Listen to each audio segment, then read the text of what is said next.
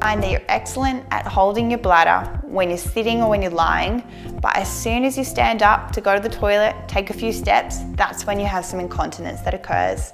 This is unbelievably common, from a couple of drips to quite a lot of incontinence. What we want to touch on today is 2 exercises of engaging your pelvic floor that should help you in this process to hopefully minimize the incontinence and then get rid of it for good. So the first thing we're going to talk about is the pelvic floor and ensuring you're engaging that correctly. So we're looking at a muscle that sits from the front and wraps all the way under the bottom towards the tailbone. So this muscle we want to engage, so I'll run through that with you now. So we want to switch on the back passage as if you're holding back from farting. So you're actually going to squeeze your back passage in. Then you want to engage your front passage as if you're holding back from urinating. So you're going to squeeze your front passage. With that squeezing together, you want to then feel a lift sensation. So you've squeezed, lifted, and now I want you to let it go.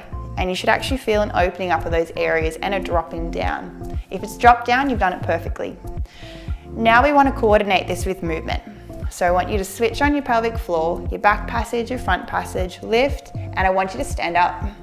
From this position, I want you to then let it go, just to check that you had it switched on correctly. If you could let it go, perfect. Let's go to the next step. So switch on your pelvic floor again, your back passage, your front passage, squeeze and lift, and then sit down again. That can be harder, and then let your pelvic floor relax. If you've mastered that, again, the next step is combining it all together. So switching on your pelvic floor, back passage, front passage, and lift, and then stand up, keep your pelvic floor engaged, and then sit down, and then relax.